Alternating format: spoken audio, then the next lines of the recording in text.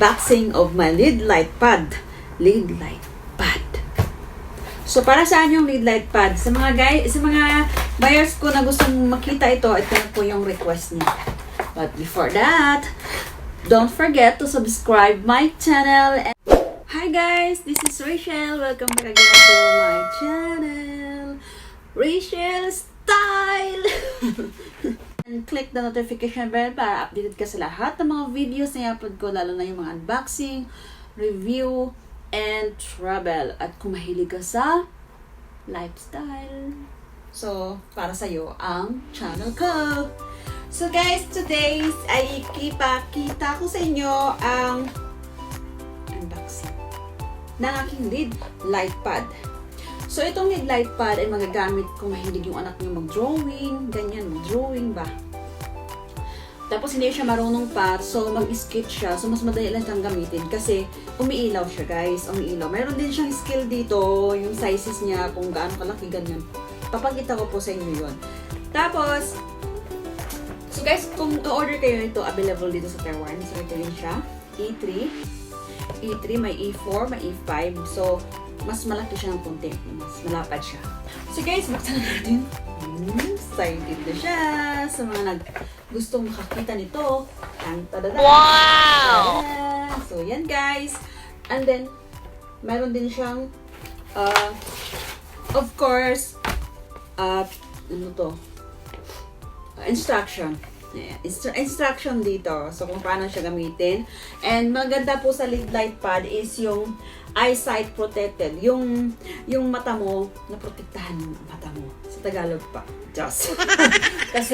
kasi nga, may ilaw siya. So, hindi mo na kailangan mag-wear ng eyeglass to protect your eyes. Diba? And then, skill. So, mayroon siyang skill sa kada gilid para at least, yung sizes na ang gusto mong i-drawing ay makikita mo. Diba? Siya ng mga gusto nyo i-drawing is madabilis lang kasi mayroon siyang skill. So, may size na siya. So, for example, dito 10, dito to 20, 10, tapos dito 15. So, may skill niya, talaga makopya niya yung gusto niyang gayahin na drawing, guys. Ganon.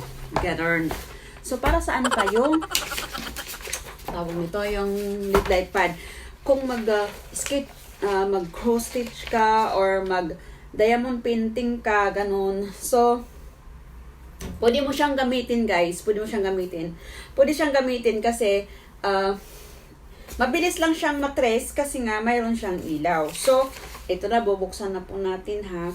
Of course, may kasama siyang charger kasi rechargeable po siya. Ayan. Dito po yung kanyang power. So, power. So, pag makita mo to, ito yung power niya. Ayan. Pagkita ko sa inyo. Yan, power. So, ayan. Ito na yung lead light pad. So, nilagay ko ngayon dito yung papel na kung saan ay aking ititrace. Ayan, di ba? Klarong-klaro siya, guys. So, madali nyo lang siyang matrace kasi mayroon siyang guide. Tapos, yung ano niya, yung skill niya. Wait lang, hanap ako ng ballpen. A few minutes later. Ayan. So, di ba? So, dito sa gilid, guys, may mga skill siya. May mga number siya dito. Ayan, may mga number yan dyan sa gilid. Ayan. So, sample, ilagay natin sa 1. Hit 1. Tapos, yung size niya is 21. Ang weight niya is 20. 29. So, ngayon, guys, kung gusto naman anak niyo mag-drawing para madali lang niya makita. Ayan, di ba? O, tingnan mo. Ito, kunwari, yung plain na, ito na yung plain na ano, na wala siyang ano, ayan, wala siyang drawing, di ba? So, ito yung kopyahan natin, di ba? So, ayan, for example, yan. So, ito nga yung white pad, paper, ilagay ko siya dito. So, ito yung tatawag na tracing. So, ayan, di ba, matitrace na natin kung ano yung idodrawing natin. So, for example, anak nyo, mahilig talagang mag-drawing, so, pwede niya itong gawin. Ayan, makikita niya, hindi na masakit sa mata niya. Tapos, di ba? Matitrace na niya.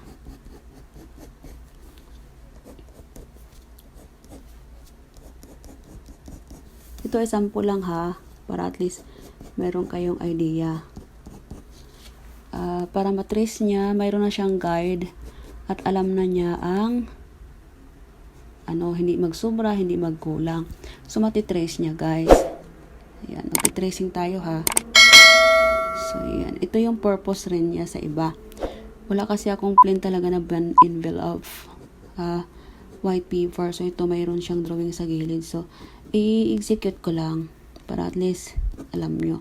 So, ayan. Di ba nakikita mo? Nakikita mo is natitrace ko yung kinopihan natin. Ayan. Natitrace ko na si Hatsune Miku. Si Hatsune Miku isang anime, guys. Ayan siya, oh. So, mabilis ko lang siyang matrace kung ano yung design niya.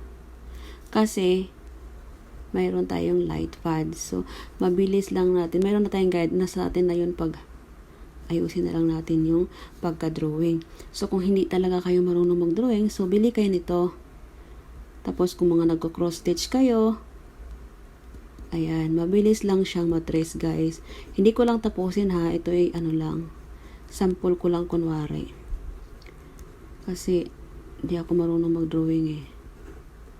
Sikit ko lang. Kung matitrace ba natin. So, diba, matitrace natin. So, ito yung babae, si Hatsune Miku. Ayan, oh. Natrace ko siya. So, ayan, oh. Matitrace natin. Si Hatsune Miku yan, eh. Anime. Yan yung favorite. Yan yung name ko sa Facebook. Yung mga brief lang yung natin. Lang. Hindi ako makakaano, guys, kasi naghawak yung kamay ko sa isang cellphone. Mas maganda talaga pag mayroon kang nagbi-video. So, ayan. Titrace na natin, di ba? Yung mga lang niya. So, napansin nyo? Wait lang, ha. Yan. Yan. So, ito yun ako. O, diba? So, mabilis niya na ngayong yung drawing na si Hatsune Miku kasi meron na siyang, kumbaga, guide. So, siya na yung bahalang mag-adjust dun sa drawingin niya. Kung mahilig talaga siya mag-drawing. Tapos, dito, guys, is maganda siya kasi pwede nga siyang ma-adjust ang light. Ayan, o. Tingnan nyo, ha. Ayan. Namatay siya, diba? Long press nyo lang siya, guys, kung gusto nyo talagang maliwanag. So, ayan. Ito kasi yung kinapihan natin is color. Hindi siya color. Black and white siya. So, try natin yung color, guys. So, ayan. So, pag mayroon kasing white pad is, tingnan mo, klarong-klaro siya. Diba? So, mabilis mo lang siyang matitrace kasi sobrang liwanag niya. So, i-dark, ano ba natin, lighting. O, diba? Liwanag na liwanag. So, pwede mo rin siyang pataas, guys. Depende sa paper niyo. O, ayan o, tingnan mo. Ang liwanag, diba? So, pwede mo siya ngayong ititrace. Mabilis mo lang siyang ititrace, guys. Ayan o. Tapos maglagay ka dito ng papel mo na plain siya, na wala siyang drawing. Wala na kasi akong paper na plain, eh. Kaya mahirapan tayo. May drawing na kasi to. O, diba? Kahit meron na siyang papel na nilagay ko. Ayan o. May papel na akong nilagay. Klaro pa rin siya, o. Pansin nyo? Kasi, may light siya kasi. So, it's easy to trace mo lang siya, guys. Yun ang purpose niya. Tapos, ang maganda din dito is, for example, magpakita ako ng mga items sa inyo, like yung peri page, like yan. O, so, madali lang siyang makita kasi maliwanag. Wait lang, masyadong maliwanag.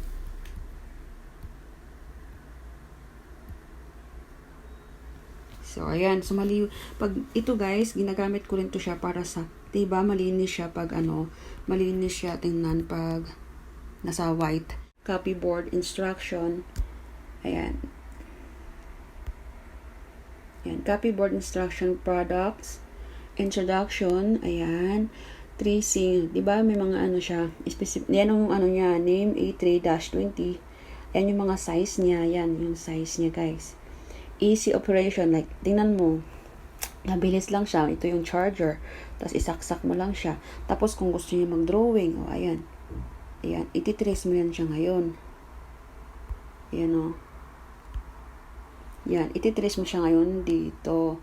So, ayan yung ano niya guys. Instruction. Yun. So, maganda na siya kasi USB naman yung charger niya. Maganda to sa anak nyo guys para hindi masira ang mga mata ng inyong anak pag mayroon silang drawing. So, talagang advantage to siya guys para sa ating mga para sa inyong mga anak. Ayan. So, if you are interested, please be in your 7-day process in Taiwan. So, ayan. So, easy to trace lang siya, diba? Klarong-klaro siya. So, lagyan nyo lang siya yung bond paper na white. Tapos, yun, ititrace mo na siya. Tapos, may-guide ka na. Ayun.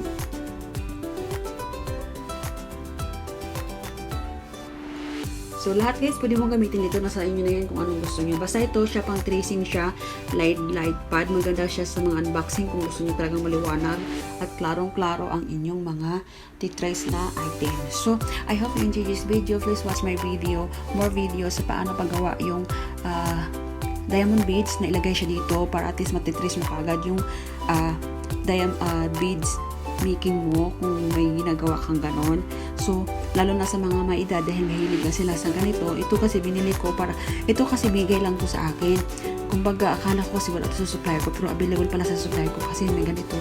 Yung boss ko, sabi niya sa akin, baka masira yung mata mo, lagi kang nagtututok tapos madilim yung ano mo, kailangan mo ng lid pad. Di ba ang swerte? So, ito guys, share ko lang sa inyo. Available siya sa akin guys, kaya ina-unboxing ko. Thank you!